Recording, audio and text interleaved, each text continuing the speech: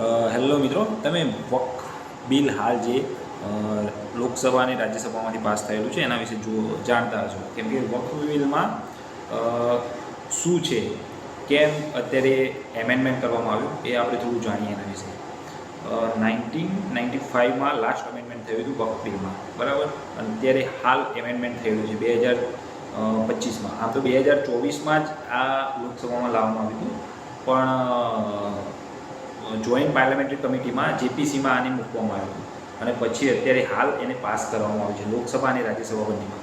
અને એક ઐતિહાસિક નિર્ણય એ બી છે કે રાત્રે 2 વાગે એ પાસ કરવામાં આવ્યું અને રાજ્યસભામાંથી અને આગળ મોકલવામાં આવ્યું, બરાબર. તો વક્ફ બોર્ડ જે આ છે, સેન્ટ્રલ વક્ફ બોર્ડ, એની આટલી ચર્ચા કેમ છે, શું હતું, તો આપણે ઉપરથી જોવા જઈએ, બરાબર, આ વાતમાં. તો એમાં એવું હતું, વક્ફ જે છે એ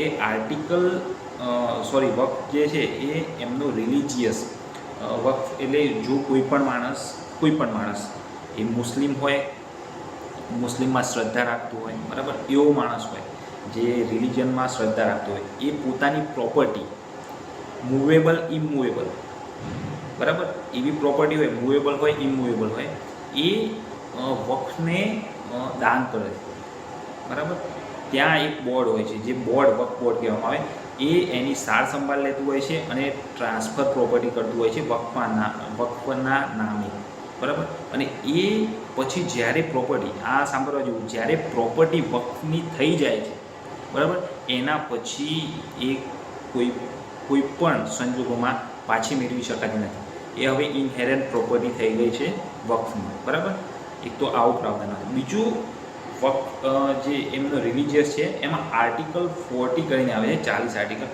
એમાં એવું કહેવામાં આવ્યું હતું કે કોઈ પણ પ્રાઇવેટ પ્રોપર્ટી હોય અને એમ થાય વક્ફ બોર્ડને કે ચલો આને આપણી પ્રોપર્ટી જાહેર કરી દઈએ, તો એ કરી શકતા હતા. તો એવા ઘણા ડિસ્પ્યુટ હતા કે પ્રાઇવેટ પ્રોપર્ટી હોય એને બી વક્ફ તરીકે એ લોકો વક્ફ તરીકે યુઝ કરી શકે, બરાબર. એના પર હોસ્પિટલ બી બનાવે, મદ્રેસા એ બી બનાવે, કોઈ પણ જે રિલિજિયસને આગળ વધારવાનું કામ હોય, બરાબર, સ્કૂલ્સ બધું બનાવે. પણ આ જે આર્ટિકલ 40 હતો એને એ પણ આ જે અમેન્ડમેન્ટ છે એમાં એકદમ નલિફાઈ કરવાની વાત છે, એને હટાવી દેવાની વાત છે.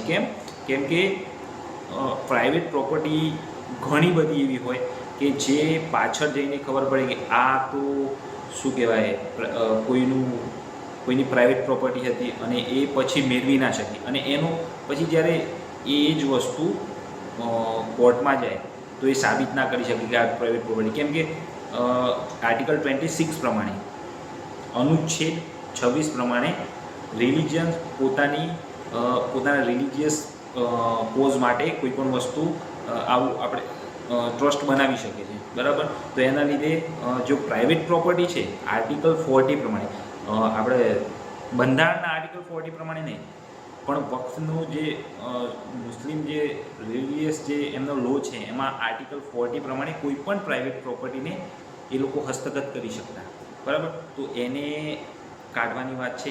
પ્લસ જે વક્ફ બોર્ડ હોય, જે સેન્ટ્રલ વક્ફ બોર્ડ, એની અંદર એ લોકોએ એવી જોગવાઈ કરી છે કે 2 નોન મુસ્લિમ હશે, બરાબર, 2 લોકો નોન મુસ્લિમ હશે, અને જે મુસ્લિમ્સ હશે એમાં પણ 2 સભ્ય જે છે એ ફિમેલ હશે, બરાબર.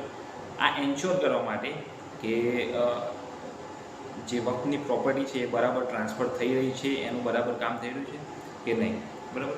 અને જેમ કે કોઈ પણ જગ્યાએ એક સિમ્પલ વસ્તુ છે, જ્યારે જમીનનો મામલો આવે તો આપણે ગામ કે કોઈ પણ જગ્યાએ હોય તો ત્યાં આગળ કલેક્ટર હોય, જે જિલ્લાનું કલેક્ટર, એના હસ્તગત હોય, એ કંઈ પણ ચેન્જીસ કરી શકે.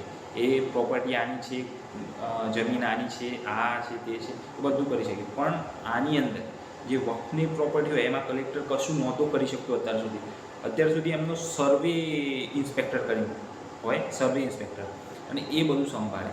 પણ સર્વે ઇન્સ્પેક્ટરનું કામ એવું કહેવાય કે સેટિસ્ફાઈડ નથી, એટલે હવે એ બધું પણ કલેક્ટરના હાથમાં આવશે, બરાબર. પ્લસ બીજું કે કોઈ પણ માણસ છે છેલ્લા 5 વર્ષથી રિલિજનમાં બરાબર માનતો હોય અને પછી જ એ પોતાની પ્રોપર્ટી વક્ફને આપી શકે, બરાબર. અને એમાં ડેટા છે, ડેટા તમે જોશો તો તમને ખ્યાલ પડશે કે 8.7 લાખ પ્રોપર્ટી છે, બરાબર. એટલી પ્રોપર્ટી છે. 9.4 લાખ એકર જમીન, એટલે આર્મી એટલે જે આપણો દળ સેના છે એ, પછી બીજું રેલવે, અને રેલવે પછી ત્રીજા નંબર પર વક્ફની પ્રોપર્ટી આવે છે, વિચારો. તો આ જે છે એના માટે સરકારે એક એમેન્ડમેન્ટ લાવવાનું વિચાર્યું ને એમેન્ડમેન્ટમાં આ પોઈન્ટ મૂકેલા છે ચંદ્રની જે છે કે એના જે સેન્ટ્રલ જે બોર્ડ હશે એની અંદર 2 નોન મુસ્લિમ્સ હશે, અને જે મુસ્લિમ્સ હશે એમાં પણ 2 મહિલા હશે. સેકન્ડ આર્ટિકલ 40 જે એમના રિલિજિયસ લોનો છે એ કાઢવામાં આવશે, અને એની જગ્યાએ પ્રાઇવેટ પ્રોપર્ટી કોઈ પણ હોય તો એ ના લઈ શકાય એવી રીતે ડાયરેક્ટ. અને આ બધા વક્ફ બોર્ડમાં એ શાના માટે છે કે એક પ્રોપર વિઝિબિલિટી આવે, પ્રોપર જે સિસ્ટમ છે એ કામ કરે. કેમ કે 1.25 લાખ કરોડ રૂપિયા થયા, 9.4 લાખ એકર જમીનમાં, બરાબર. તો એ આ વસ્તુ છે.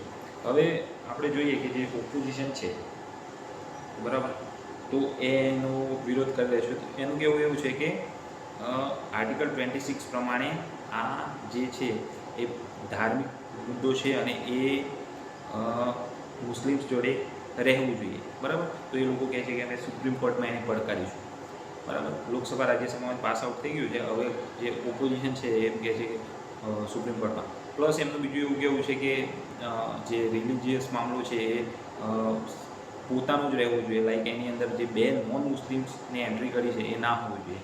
આ બધા એમના આર્ગ્યુમેન્ટ છે. પણ એટલાસ્ટ જો વિઝિબિલિટી, ટ્રાન્સપરન્સી જોઈશે તો એના માટે આ બિલ જરૂરી હતું એવું લાગે છે.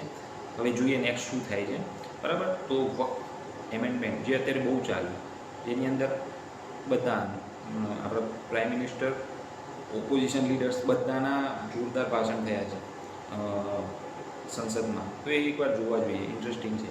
અને તમને ખ્યાલ પડશે કે કેવી રીતે શું થયું શું નહીં.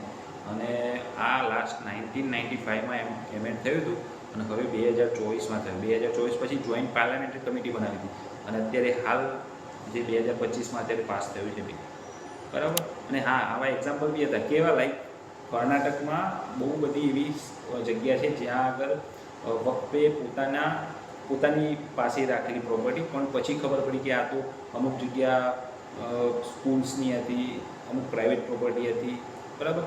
લાઈક કેરળમાં બી એવું થયેલું છે. કેરળમાં બી જ્યારે કેસ કરવામાં આવ્યો ત્યારે કોઈ પ્રાઇવેટ પ્રોપર્ટી હતી, પણ કોર્ટમાં બી એ સાબિત થઈ જતું હતું. પણ આર્ટિકલ 40 પ્રમાણે કોઈ પણ પ્રોપર્ટી લઈ શકે, તો ડિસ્પ્યુટ થતા હતા કોર્ટમાં બી, બરાબર. અને હા, જ્યારે પણ કોઈ પણ પ્રોબ્લેમ આવે વક્ફમાં, તો એની જે કમિટી હોય એ જ સોલ્વ કરી દે, બરાબર. એવું હતું. પણ હવે કેમ કે એવું થાય કોઈ પણ જજમેન્ટ વક્ફ જ લઈ શકતું હોય, તો પછી સુપ્રીમ કોર્ટની શું જરૂર? તો જે જ્યુડિશિયલ રિવ્યૂ કરવાની તાકાત હોય છે સુપ્રીમ કોર્ટની, તો આ એક જ્યુડિશિયલ જે હોય એના વિરોધમાં હતી. તો એ પણ કાઢીને હવે કોઈ પણ રિવ્યૂ જે થશે કોઈ પણ જ્યારે, તો એ જ્યુડિશિયલ રિવ્યૂ સુપ્રીમ કોર્ટ કરી શકશે, બરાબર. અને કોઈ પણ માણસની જો વક્ફમાં પ્રોપર્ટી આપેલી હોય અને કોઈ સમયસર પછી એને ન્યાય ના મળે, તો એ સુપ્રીમ કોર્ટમાં જઈ શકે છે અને ત્યાં આગળ ન્યાય મળી શકે છે. તો આ બધા અલગ અલગ પહેલું હતા વક્ફ બોર્ડના. વક્ફ બિલ જે અત્યારે હાલ પાસ કરવામાં આવ્યું છે, બરાબર. અને જો બીજું કંઈ તમારે જાણવું હોય આના વિશે તો કોમેન્ટ કરજો. Thank you.